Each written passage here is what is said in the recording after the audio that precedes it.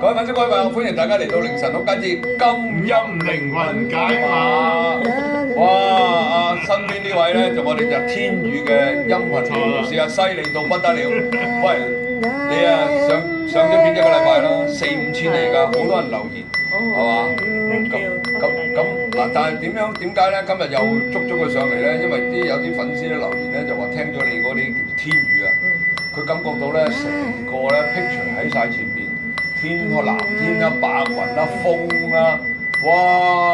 嗰種無比嘅舒暢咧，就令到佢咧好開心，即係感覺到一樣嘢，係啦。咁佢就留言咧，即係唔係一個啊，唔係一個啊，其實好多啊，係好多留言。睇到嗰度。嗰個留言嗱，我哋總數收到差唔多30個留言，有超過接近8個都寫咗嘢嘅。咁另外有幾個就寫咗好大篇嘢嘅。咁另外大部分啲接近30個人裏邊咧，都係話希望咧繼續揾你上嚟，係啦，啲粉絲要求嘅啫。多謝晒。上次就一個客串性質，咁往後日子裏邊咧，唔知有冇機會咧，我哋真係開個頻道又好啦，或者咧係有機會咧聽到你嗰個音樂會。喂，其實咧，你之前你係咪搞過好多場音樂會？都係㗎，喺即係有 calling 之後咧，咁我會初頭就自己喺因為我以前去過印度實修㗎嘛，係啦，咁嗰陣時喺佢哋香港咧有個印度嘅會社嘅，咁我都會喺嗰度個場裏邊咧搞一啲嘅私人音樂會嘅，係啦，咁跟住搞完之後，發覺佢哋反應都俾我感覺到好好啦，即係好感動啦，咁啊驅使我又再開咯，咁所以一路咧我都搞咗好多場，譬如上一年我就喺黑盒嗰度咧就搞咗一場音樂會，咁嗰次就係有百幾人啦咁樣咯，咁有時有啲嘅身心靈中心咧，佢哋都話不如你嚟我場嗰度搞啦。咁我記得2年前咧，因為我其實講緊聲音振頻咧，除咗唱誦之外咧，其實咧我都係會畫出嚟嘅。嚇？點樣畫啊？係啦，因為能量即係一路唱一路畫定係點啊？唔係，因為咧其實我自己都唔知道因為你能量嚟嘅時候，跟住我咪打開，跟住喺度唱歌嘅。咁有一次咧，我自己喺度打坐嘅時候咧，突然間，咦隻手好似想畫嘢喎。自動㗎，自動㗎喎。收到信息㗎。嚇！初頭我就喺個凌空嗰度畫先嘅，我就咁樣畫啦。咦咁得意嘅，跟住有個朋友話：喂，呢度做乜嘢啊？我話我好似有啲嘢畫落嚟啊。跟住佢話唔好啦，你實質你就畫落嗰個紙嗰度啦。咁開始我就揾張紙畫啦，畫下畫下咧就畫咗20幾幅畫出嚟。嚇！喺2017年嘅時候。20幾幅畫？係啊。咁當其時又有一個朋友仔啦，咁佢就話我哋一路都想開畫展嘅。佢睇完我啲畫之後，佢不如喺我場度搞畫展and 心靈音樂會啦。咁嗰陣時我哋就喺嗰度開咗嘅，係啦。咁我啲畫而家仲喺我度嘅，即係嗰年係落得好多嘅能量俾我，係叫我透過唱誦啦，同埋透過畫畫去將呢個能量係記錄翻落嚟嘅。咁所以個畫其實而家仲喺我嗰度嘅。其實啲畫咧，每一張咧都好大能量嘅，因為佢俾我 scan 過。每張拉神，你幫我睇一睇啊，咁啊，咁我就逐張畫咧同佢 scan 過，啲能量好勁。喂，咁你可以俾人哋買翻去咪仲好？如果啲畫。係嘅，咁其實之前因為我自己本身我有正職㗎嘛，即係嗰陣時係後來跟住慢慢我自己出嚟嘅時候咧，我就開始即係接 freelance 嚟做啦。咁但係比較忙啲嘅，咁如果做呢件事嘅時候諗過，但係就好似就擺低咗啦。而家有個 calling 係要做翻呢樣嘢，亦都做過蘇聲嘅。因為我自己開咗嗰陣時，嗰叫蘇醒啊，好想啲人去蘇醒啊，聲音又好，能量畫又好 ，calling 翻自己裏邊內在智慧，哇醒翻咯喎，喂好正喎，所以我有個名叫做蘇聲靈魂嘅創造同埋蘇醒。哇！你成個 pattern 其實啱曬。唔係喎，其實嗰樣嘢好似天命咁樣，你出晒嚟。不過咁，而家個天命嚟啦，因為有我。時間啱好遇到你啦，係啦。嗱，即係我哋咁啦，即係其實我哋又冇夾定嘅，即係如果往後，因為我咁啱有個場，就嗰個場主好好人嘅，咁啊嗰個場好靚嘅，有埋好靚嘅廚房添，係啦，咁我過2日就會同佢傾㗎啦。咁我同佢傾好之後咧，我哋就未嚟緊嘅將來咧，我哋就會同點樣稱呼你好啊？ Clara， 成日都講。好要講3次，因為咧我老婆叫我咧就話逢係女人名咧你就唔好記住。哦，原來係咁。咁我就唔敢記。其實特登係俾佢老婆睇嘅。係啦。明明頭先都記得好清楚㗎嘛。嗱咁咧，咁啊先啊，咁咧我哋就會透過我之後咧，我哋就有機會咧去搞呢個你嘅音樂會嘅時候咧，我哋就同粉絲發布。好嘛？ OK， 好。咁今次預計我哋坐120人到咯。OK，差唔多啦，要夾下時間，到時我哋係啦，係啦，到時我哋會再公佈啦。好鬼忙嘅，因為都唔理啊，嗰個忙都要做。好啦，咁啊，今集我哋講翻咧，其實我今集未講啊，今集想講咩咧？嗱，其實我有問題嘅，因為咧我哋大家都知道啦，我哋人死咗啦，或者我哋落到地府啦，咁啊就會有一本叫做生死冊。係。咁啊，生死冊裏邊你打開咧，原來咧嗰個判官啦，所謂嘅地獄判官咧，就會話俾你聽，嗱，你一生做嗰啲乜，做嗰啲乜，你其實咁，不過你自殺喎。你自殺就將成本生死冊改寫咗。你往後你就要繼續去用幾多個時間先至可以完成翻呢本生死冊。係。所以好多人自殺嘅話咧，啲人成日見到咩咁多鬼，其實唔係啊，佢繼續喺度跳樓啫嘛，不停喺度。係啊，不斷重複。你哋睇到㗎啦，根本睇到啊，知道㗎。好啦，而家我問一個問題，我哋中式嘅就叫生死冊啊，咁西式嘅叫做咩？其實西式都有幾個唔同嘅名。咪住先，咪先，唔好講故事住，唱歌先。咁快又要佢唱歌啊？梗係啲粉絲。飲啖水先。啲粉絲唔係聽我講啊，啲粉絲係聽佢唱歌嘅。係咪啊？好。咁你唱長少少嚟，上次幾秒鐘啫嘛。係啦，你唱幾分鐘啊？你起碼都有一兩分鐘咯。係啊，起碼一兩分鐘啦。喂，真係好舒服㗎。係啊。上次我睇到咧，又飄去西藏啦。上次我睇到西藏嘅天空啊，今次我就唔知睇到啲咩啦。西藏嘅大湖啦。我轉頭就睇完之後咧，佢唱完之後我就話俾你聽，我今次見到啲乜嘢好嘛？啊，上次就見到天空。係啊，萬國旗咁樣。係啦，萬國旗同天空，同埋咧後邊有個雪山。我睇下今次見到啲。好靚喎真係。下次攞個鼓過嚟啦，不如。好啊，啲佬買呢個。好啊，我哋拍多幾集啊。咪先，等你開始，我哋靜啲。各位粉絲、各位朋友，我叫做香港祖哥，我係一個 YouTuber。嗱，我用咗大約1年時間咧，就有而家嘅超過13萬嘅粉絲啦。仲有我用咗大約8個月時間，就由一個 YouTube 頻道咧演變到而家大約係22個 YouTube 頻道啊！嗱，我亦都喺中港澳3地咧係舉辦課程，教大家點樣輕鬆成為一個 YouTuber 嘅。嗱，如果開公司嘅老闆們啦，仲有退休人士，仲有你有份正職，想賺多啲更加多嘅額外收入嘅話咧，就要留意我呢個課堂啦。我呢個課堂嘅名叫做100萬年薪不是夢啊！而我協助佢推佢成為 YouTuber，我啲學生咧已經個個都達到呢個夢想㗎啦。咁好啦，你7月28有免費嘅 Zoom 嘅試堂，你哋記住千祈唔好錯過呢次機會，因為真真正正能夠令到你得100萬年薪不是夢嘅咧，就只有呢一個課程嘅啫。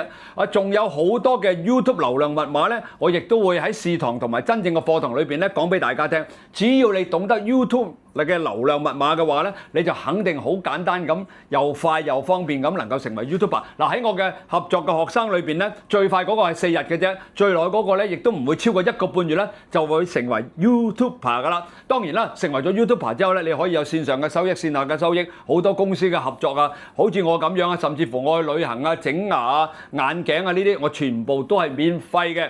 嗱，想得到咁好嘅福利，仲有額外能夠賺到更加多嘅錢嘅你呢，就千祈唔好錯過我呢個課程啦！嗱，不如咁啦，大家去你7月28免費試堂參加咗先，聽下我所講乜嘢，咁你哋呢就會開拓你真真正正嘅賺錢之路啦，好嘛？嗱，你7月28免費 Zoom 試堂啊！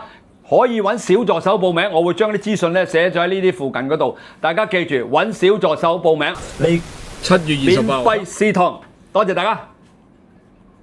靜啲，好。我哋安靜落嚟。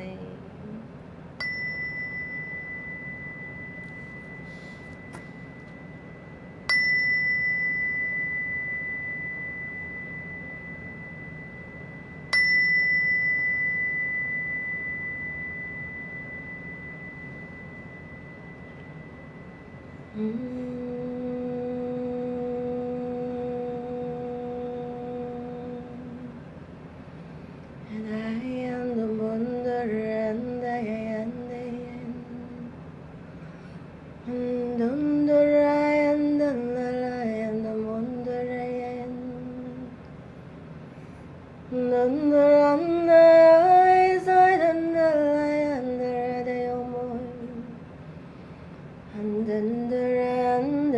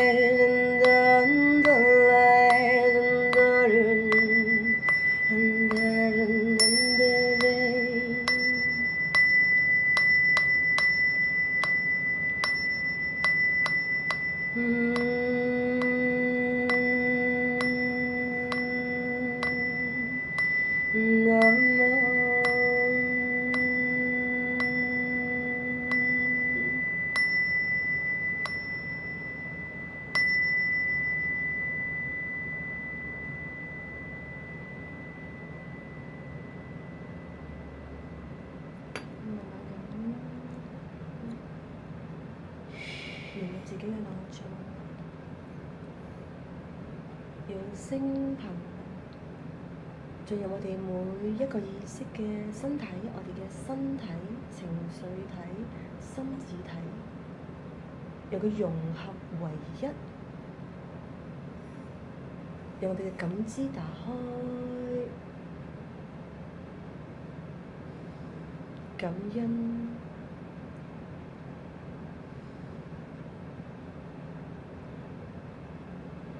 哇！金音師傅搞唔掂喎，我震晒喎，搞唔掂喎，搞唔係掂咁震啊！哇！今次開到頂輪震喎，真係令我誇張喎，今次又大力啲喎，係啊，又大力到長喎。咗嘛時間。你知唔知我見到咩啊？哇！去到邊度？我一講我就已經到啊，去到一個大草原嗰度。哇！嗰大草原咧，上面有好多馬，蒙古大草原，全部翠綠一片。兩班人咧互相喺呢度，啲馬互相咁樣跑，但係冇打交嘅喎，係好似一個呢個慶典咁樣，好開心，個個都好開心，個個都舉晒手，坐啲馬，好多馬，黑馬、白馬，有顏色嘅馬喺度喺個大草原度跑，成班人好開心咁喺度慶祝緊。係。哇！每一次都唔同喎，正喎真係。犀利啦！ very good 啦，啊點先搞唔掂，真係搞唔掂。哇！如果你一個演唱會，如果通常會用幾耐時間？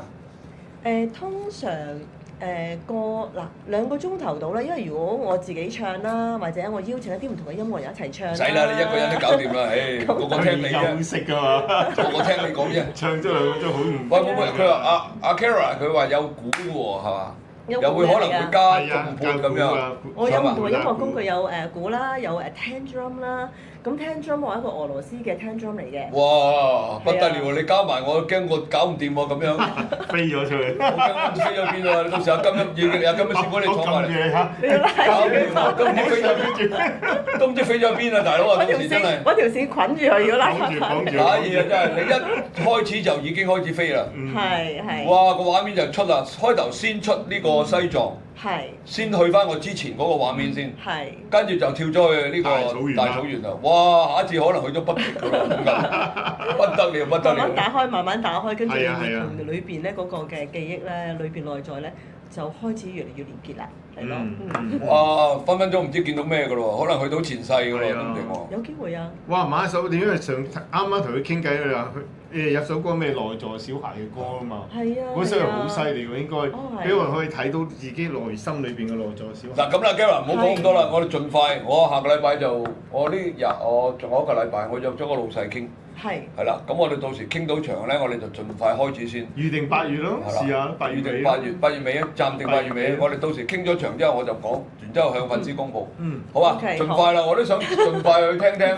喂，即係我有機會嘅可以跟你學得唔得㗎？其實有冇得學嘅呢樣嘢？其實可以嘅，因為其實咧之前好多人都問過我佢想學嘅，咁因為我自己咧都好坦白，即係同大家講，即係我唔 guarantee 你哋一定一學就即刻唱到，同埋我會知道佢慢慢係實修上嚟嘅。咁但係我跟住慢慢，咁多靈魂，即係咁多你哋開始有呢個嘅感動想唱嘅時候咧，我覺得係可以用一啲唔同嘅方法，讓大家啟動翻你裏邊內在嘅種子。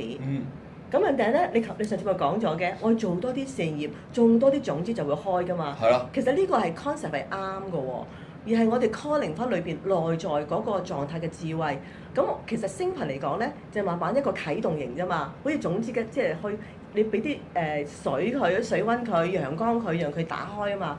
咁我可以去一個基本初頭，讓大家慢慢個種子打開嘅，落啲水落去先咯。然後跟住你會發覺，咦係喎，開始啟動咯喎，就因緣每個人唔同啊嚇。我睇到個畫面啦，啱啱？係好。佢就咩咧？你坐咗一個好大嘅地方裏邊，然之後咧，當你開始唱嘅時候咧，你就俾個手勢，其中成班咧佢就呢個代呢個唱，呢個唱，呢個唱，指揮咁樣，好似一個指揮家咁，即係可能你好似嗰個。好似觀音大士咁啊！一揮隻手，跟住咧就開始唱啦。呢度開始唱，唱完之後又翻返轉頭，即係成班人一齊去做。其實我見到我見到畫面嘅，之前我喺夢裏邊見到個畫面嘅，係啦。咁嗰時候見到咧就係一個平台裏邊，咁嗰個咧其實佢喺一個第二個次元裏邊，啲靈魂係 ready 嘅啦。而我咧就好似個調頻師咁樣咯，即係去到你個位置裏邊，因為有啲人快啲，有啲人慢啲噶嘛，即係個意識裏邊。咁啊等一調嘅時候，佢已經開始自己啟動啦。咁同呢個形式都係相似嘅。可能就係話大家喺呢個意識裏邊一齊去啟動嗰個嘅音符，咁所以咧，我覺得係可以開始呢一部分，而點樣去啟動嘅時候咧，由內在可能一啲嘅 meditation 啊，由打開嗰部分開始咯，一步步咯，係可以做到嘅。其實我協助你好多嘢，我已經睇到你個畫面㗎啦，好犀利今日你好犀利啊！睇到人哋畫面添，佢而家越嚟越犀利啊！頭先咧，佢仲有大師嗰種嘅音頻嗰個 router 咧，由呢度開始啊！黐線啊，跟住，你一講完，我已經諗到嗰個畫面出咗嚟嘅。係嘛？你會去到一個好大嘅地方，跟住其實下低好多，當然啦，嚟欣賞你嘅音樂會之外咧，好多係你啲學生嚟。係。跟住啲學生咧喺你唱嘅時候，佢又底下喺裏邊唱。係冇錯。跟住將來發展到咧就係你同嗰班後邊一班嘅學生喺你後邊，跟住就變成一個合奏啊！係。即係你唱完一啲，跟住就可能。就佢哋又再唱，跟住又唱，跟住就大合唱咁樣，可能會發展到將來會有咁嘅地步。我睇到畫面係咁。我覺得其實佢好快，祖哥其實佢好快意識到，其實個形式度我係以前見到就係後邊佢大合奏，佢未必淨係喺度唱，佢係個身體個音頻嘅震動。其實講緊可能一個重撥嘅大合奏，即係佢哋可能用唔同嘅音頻啊，即係每個人嘅禮物唔同㗎嘛。係啦。其實佢係。用緊佢身體同呢個音頻震動嘅時候，成班一齊喺度，可能敲一個嘅音頻啦，又跟住就共振，我呢個聲音就呢個渠道唱出嚟，都係個大合奏嘅。我係見過呢個畫面嘅。震撼咯！或者一齊打個鼓，或者一齊係啦，一班一齊打個鼓，噔噔噔噔。噔噔，跟住另外佢哋又唔同啦，可能一啲人就淨係噔噔噔，一個就噔噔噔噔噔噔噔噔，咁跟住咧其實你係個背景一個音頻喺度，佢係啟動翻宇宙一齊打開愛嘅意識，又跟住我就開始唱啦，睇唔睇到個畫面啊？你叫晒嗰啲通靈嗰啲過嚟就不得了喎，個宇宙能量啊！哇！我哋共創，其實我哋係需要多啲一啲共振嘅能量，然後跟住我哋將佢散開去。我喺印度嘅時候咧，我哋講緊就話。但係如果我哋有74000個人去覺醒嘅時候，成個地球嘅能量就因為呢個覺醒嘅能量啟動咗呢個震動。點解要74000咧？嗰陣時佢收到個信息，咁但係而家咧，我喺2012年去印度嘅時候咧，佢哋收到個信息就要74000個人去覺醒，因為一個人譬如我哋講緊，我哋覺醒咪得咯，我哋冇得自私話呢樣嘢嘅，唔係我覺醒咗，原來一個人覺醒可以佢嘅 family 其實有20萬嘅人。你嘅身邊嘅人，佢因為你嘅覺醒，係影響到其他人都覺醒㗎。即74000啫係嘛？74000就已經即係由你去影響到74000。用乜嘢啊？3個月唔使啊，你拍 YouTube 得啦。點知74000啊，74萬都唔止啊！我同你拍 YouTube 開一個頻道，專係唱歌，74000。你同個大師講啊，你話大師啊，1個月之內一定做到。74000用乜嘢啊？ 74,000喎。係啦，所以我嗰陣時就會覺得，如果我哋淨係用一啲 knowledge、一啲嘅知識去做嘅時候咧，一定要用音頻，一語就會覺得，喂要快啲喎，落種子最快，植入你嘅潛意識，唔好搞咁多諗嘢啦、諗法啦，植入潛意識嘅時候，自己直接打開。所以我唱誦嘅時候，你哋係唔會有思考好多嘢嘅，因為嗰陣幾舒服嘅，仲思考。嘅 unconscious 成個畫面，哇！你諗下好過睇無線成吉思汗啊！成個哇大草原跑嚟跑去。係啊！我發覺唔使睇電視啊，到時聽佢唱歌，跟住你成個畫面出晒嚟。唔係啊，其實仲有 Karen，其實我覺得咁樣，即係你教完、你唱完、表演完啦。我肯定好多人話可唔可以跟你做？冇錯，呢個係有嘅，肯定嘅。你不如幾年係有嘅。不如諗下跟住開班好過啦。即係如果你好簡單，你收一個合理嘅費用，即係話要食飯㗎，師傅唔使食飯啊！啲人成日話貴，唔好學啊貴，即係唔使食飯。啲人有時揾我哋都係㗎，貴你咪揾街邊嗰啲咯，坐喺地下度嗰啲，幫你睇八字睇風水嗰啲，大把坐喺街邊嗰啲。即係索地嗰啲人係嘛？喂，即係我咁講啦，即係一個到時你開演唱會開個合理嘅費用，咁啲人報名。咁其實你學你話齋，你教人咧，我哋而家教人都係㗎。你而家我教幾多 YouTuber 出嚟啊？仲有嚟緊今次又有9個學生啦，又要跟佢哋。所以我哋而家多到不得了，一年係講緊10到10幾個頻道出㗎，係咪學生嚟嘅？咁啊，我哋越嚟越多啦，我哋散播越嚟越多啦。咁你到時有啲乜嘢，我覺得都係得啦。第一，我哋唔做傷天害理嘅事，犯法嘢我哋唔做，所以係冇問題嘅。啱唔啱先？冇錯。你學阿劉德華話齋，學到嘅就要教人，揾到翻嚟就要用翻喺個社會度。點解人哋劉德華咁紅啫？就係咁。係人都知，喂，你估真係劉德華靚仔咩？梗唔係啦。咁但係點解劉德華可以咁紅啊？點解我越嚟越靚仔啊？本身係靚仔變咗。係咯，仲要睇到自己靚仔呢樣嘢重要啊嘛！我覺得自己好靚仔㗎。係呢個就講笑。呢個唔係真嘅，呢個唔係真。係真嘅。係真嘅幻象嚟嘅啫。係真嘅，你信就得㗎啦。唔係，即係我覺得咧，即係永遠都係嘅，因為我哋其實就係做緊一樣嘢啫，發放呢個正能量啫。冇錯。啊，呢個正能量你發到出去嘅，咁人哋吸收到嘅，咁佢就自然做翻啲正能量嘅嘢。哪怕你做善事好，做啲集體公益又好，或者你將你學到嘅嘢教人都好。係。即係而家我覺得社會太過功利啊，係嘛？學到嘅嘢就要攞翻幾多錢，收人幾多錢，係錢都梗要收啦。但係問題係人哋學咗之後，佢得到幾多，跟住佢能唔能夠再將你嗰樣嘢發揚光大，呢個先重點嘅。即係我覺得教育就係咁。所以我而家做教育嗰啲越嚟越多徒弟，越嚟越多學生。即係我每一次我上堂咧，我盡心盡力，我識幾多教幾多。呢個係好重要啊！我成日開堂我都 overrun 嘅，成日都。而家社會唔係個個好多人係咁嘅，你真係嘅 Kira 我咁樣。係啊。好多人就係我個 PPT 講晒㗎啦，有冇問題？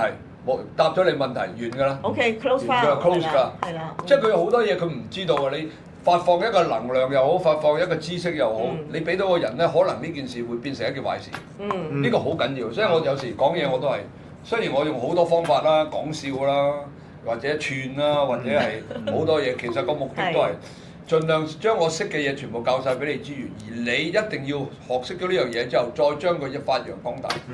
即係我哋一個中國人嘅傳承嘅呢啲叫做。你做到呢樣嘢嘅話咧，啲人會好佩服你，亦都會敬佩你。我而家見到啲人咧，個個都開心嘅，見到我。係啊。見到你就開心啊！見到我開心，個個都笑晒口啊！唔知點解真係。我可能我唔係我好出啊！呢個真係唔係啊！我教上堂，我教佢哋啊。我話你見到任何人都好咧，你就望到一張1000蚊紙。呢度一張，呢一張有咩？好大隻金啊！嗰度有1000，呢度1000。咁你點會唔開心啫？你每日喺街度行都全部，有啲係100蚊，有啲係50蚊，有啲係1000蚊。呢啲咪唔止1000蚊咯，即係冇更加大面額㗎啦嘛。好厚嘅一沓。係啦，一沓嘅1000蚊。呢啲係一沓嘅1000蚊，一沓嘅1000蚊。呢啲係一張嘅，嗰啲一沓嘅。即係我話你如果咁樣做人嘅話，你有乜理由唔開心啊？喺個街度經過啫，你唔識嘅就10蚊。識少少嘅就20蚊，餐廳老闆就50蚊，咁日日都成大嚿錢，你日日都見到咁多錢喺個身度，你我每一日都唔想瞓覺，而家知唔知？所以咯。我琴日瞓咗4個鐘頭。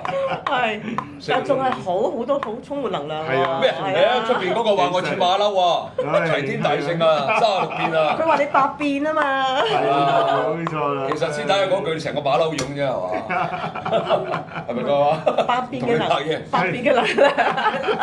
喂，我哋講下都唔係講嗰樣嘢，我大家拍多集啊！拍到就下集先講嗰咁好啦，咩生命藍圖係啦，冇錯啦。咁呢集繼續講埋落去啦。唉，真係。係啊係。嗱，首先我想問啊，當初你呢個天語，係。你第一次接觸嘅時候，咁佢自然落嚟啦。係。好啦，咁你會係咁啫。我而家問，咁我又得唔得咧？如果我有一日我跟你學天語，咁當然啦，我梗係聽過無數次啦。即係我會學你嘅口音，學你嘅成啦。咁其實係咪？如果真正嘅天語一定係要收到上邊嘅信息先可以咧？即係我扮啫，我話你咁嘅音，我又咁音，我都得㗎。不過冇你唔好聽啫。其實係咪唔可以嘅咧？其實冇得扮嘅。其實就算我自己咁樣啦，我自己因為我而家已經慣咗同佢叫 embody 啊，embody 就話已經係好同行咁樣啊。個振頻一眯埋眼，已經係同行，已經係大家一齊㗎嘛，共同前進。但係就會產生我哋會產生幻想喎。因為個振頻一到嘅時候一個冥想嚟嘅喎。個振頻唔係淨咁少，係好似個太陽咁，好似個能量咁係啦，個場有幾多人咧？就係有佢包住。你想象個太陽，佢唔會淨係曬一格噶嘛，落嚟就成個地就曬晒㗎啦。OK，佢個能量落咗嚟。咁譬如你講緊就話，如果有啲人話，我好似好似學你唱咁樣，即係學呢個振頻，佢唱唔到個精髓啊，因為其實我哋要連結一條線。咁我解讀緊嘅振頻啊嘛，個振頻喺個身體裏邊，跟住我一路唱嘅時候咧，一路咧我係冇咗諗法嘅。咁但係如果我 unplug 咗，譬如而家我唔喺個狀態裏邊，你而家叫我唱，為咗唱而唱，我都唱唔到㗎，即係我而家 unplug 咗嘛。我頭先我要 tune in 喺個狀態裏邊，喺個頻率裏邊我先唱到嘛。我而家同你講緊嘢，突然間你話而家唱嘅時候咧，即係而家一路講一路唱，我都唱唔到，個 unplug 咗嘛。咁但係如果我一呼吸，一又嚟翻啦，咁我就可以唱到啦。我覺得咁樣啊，喂，阿金音師傅，其實咧，阿 Kara，其實我哋有一個過咗身嘅明星啦，家駒啊，你留意下佢嗰隻歌 Amani 啊，去到非洲人就點知你唱乜嘢啫？嚇，點知你廣東話咩啫？其實就係等同於你，即係我覺得啫，插咗插數，係天語嗰個音，其實喺非洲人嚟講，你同一個非洲人唱呢個 Amani，咁其實咪等於你唱一個天語去一個，其實冇分別嘅。我明你個問題係啦。其實我講嘅就係愛嘅意識啊嘛，即係其實佢因為家駒佢好有愛啊，係啦。佢有 Amani 嘅時候咧，佢想世界和平啦，佢唔想見到咁多戰爭啦。佢嘅起心動念已經係好正向啊，所以佢唱嘅時候咧，當你正向嘅時候咧，宇宙嘅頻率咧就會好容易落到佢嘅創作嗰度啦，好容易落到佢呢個歌手去佢演繹嗰度啦，係共同去帶動出嚟咯。咁所以其實基本上我哋都係行緊同一個軌跡。不過可能我演嘅方法唔同，因為其實人咧有時有啲歌詞咧，佢哋會覺得好似佢啲容易入啲啊。但係非洲人唔知你個歌詞㗎嘛。係啦，所以其實佢都係帶住愛嘅意識去做呢件事。我直情認為佢本身就係一位天語嘅歌手嚟，不過佢自己唔知。佢都可以做到呢個愛嘅頻率嘅帶動。你知佢嚟咗啦。又嚟咗，你唔好唱歌㗎。因為我呢度已經備晒。我又嚟啦，大佬。係啊，因為你一講咧，佢已經笑，佢已經動起手指喺前。因為你講緊動起手指話 OK 啊，我都冇管，喂，我都冇管動緊喎。我又嚟啦，大佬，你冇搞咁多嘢。因為佢嚟咗啦嘛。唔係佢 OK 嘅。係啊，又吞緊啦佢。吞緊嗰個又嚟啦。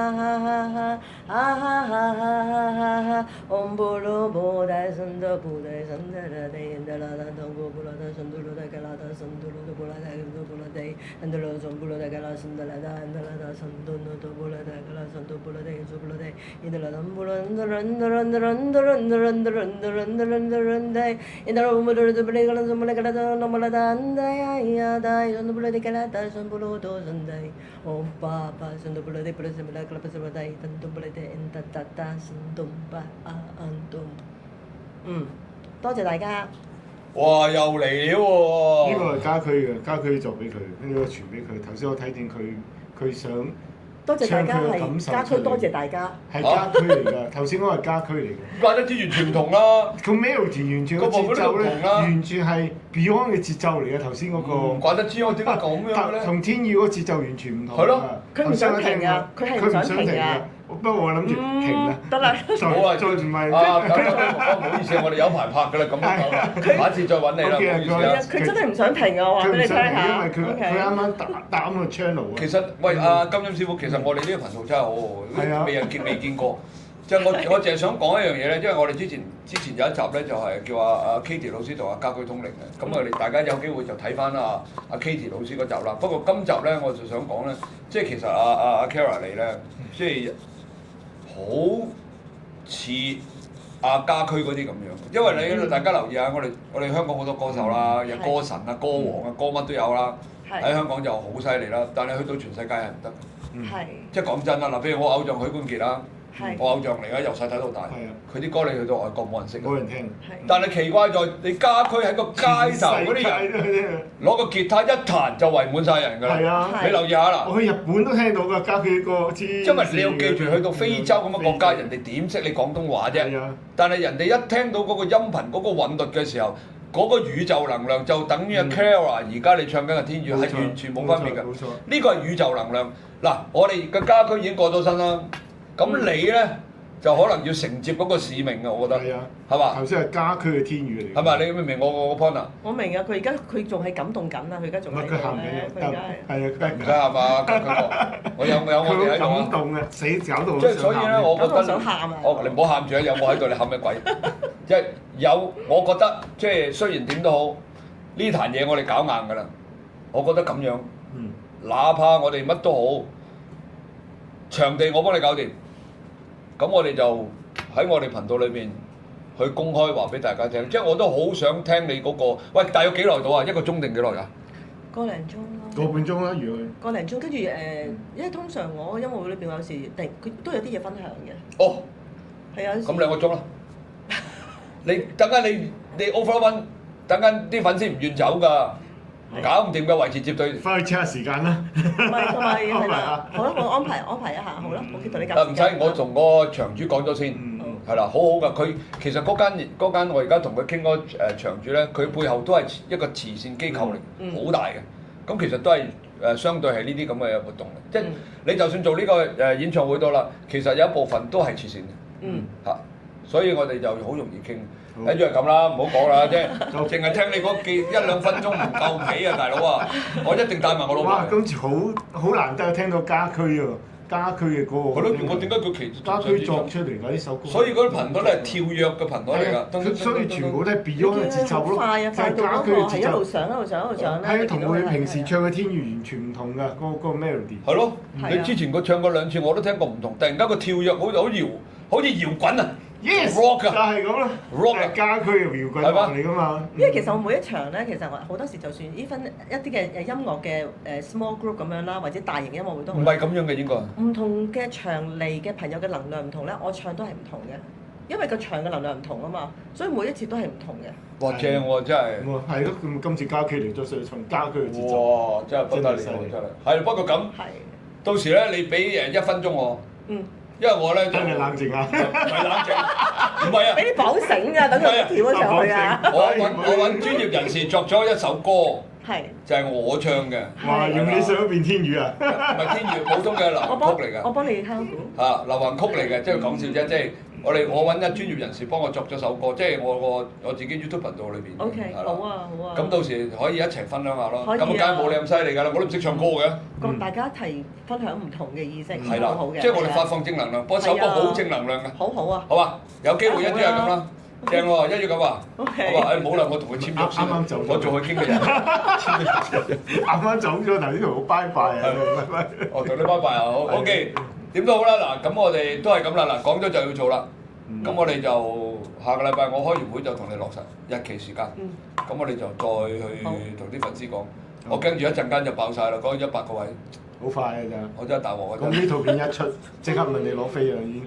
喂，幾時啊？幾時啊？咁啊，攞命，要收費㗎，大佬攞飛你話攞，人哋俾錢都買唔到喎。不過一個合理嘅價錢咯，咁你都要俾翻個場主㗎，係嘛？即係我覺得就即係一個合理咯。人要生存嘅，要生活㗎。即係嗰啲成日話唔使錢嘅，最好笑有啲人留言咧，喂我揾你師傅睇咩使唔使錢？師傅食唔食飯㗎？師傅唔使食飯去廁所㗎。係咯。問埋啲廢話嚟啫，唉！之後嗰啲人真係唔知佢諗乜嘢啊！香港地啊，你眯埋隻眼啊，你冇1-2萬你都過唔到一日啦！咁嗰啲錢去偷啊，打住銀行。等算啦，好，咁今集咧我哋就到呢度啦。咁好多謝粉絲咧去睇我哋個頻道啦。咁最緊要嘅就係我哋有呢位老師啦，有金音師傅啦。咁啊係啦，感謝大家啊！咁今集出街咧，我諗。爆啦又，應該都爆晒㗎啦。但記得撳訂閱啊！喂，記住，呢個係金音師傅嘅頻道，冇搞錯先得㗎。記得撳金音靈魂解碼。冇錯，唉，咁今集啊多謝兩位啦嚇，咁啊我哋同粉絲講拜拜啦，拜拜。